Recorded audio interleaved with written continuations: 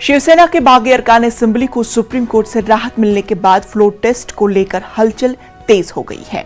जराये के मुताबिक उद्धव हुकूमत के खिलाफ किसी भी वक्त तहरीक अदम एतमाद आ सकती है। सुप्रीम कोर्ट की हिदायत के बाद गुवाहाटी में शिंदे ग्रुप हरकत में आ गया है। जराये के मुताबिक बागी अरकान असेंबली में 30 जून के बाद किसी भी वक्त फ्लोर टेस्ट का मुतालबा कर सकता है।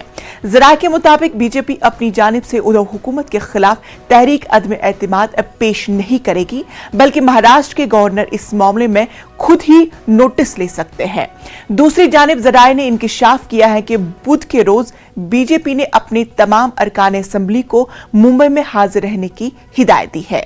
मुंबई से गुवाहाटी तक उद्धव हुकूमत को गिराने की हिकमत अमली पर तैयारियां शुरू कर दी गई है। बताया जाता है कि गुवाहाटी में होटल रेडिशन बिलू की बुकिंग 30 जून से 5 जुलाई तक बढ़ा दी गई है।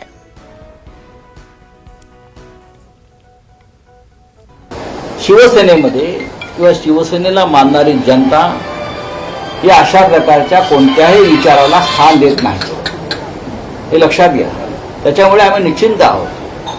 ठीक आहे, वेट अँड वॉच जर इतर कोणी करत असेल समोरून, तर आमचं वेट अँड वॉच सुद्धा आहे। त्यांनी खरं म्हणजे 12 आमदार 2.5 वर्षापासून त्यांच्या टेबलात पडून आहेत राजभवनाच्या झाडीझुडपात, त्याची माहिती घ्यायला पाहिजे की आम्ही या आमदारांना अजून जीवदान काय देऊ शकलो नाही। 12 आमदार विधान नामनियुक्त।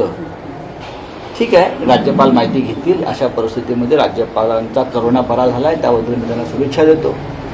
आणि ते कामाला लागले असतील तर त्या 12 आमदारांची फाईल त्यांनी ताबडतोब क्लिअर करावी। उद्धव साहेबांना काय करायचं आहे ते निर्णय घ्यायला ते समर्थ आहे। गुवाहाटीमध्ये बसून सल्ले देऊ नका।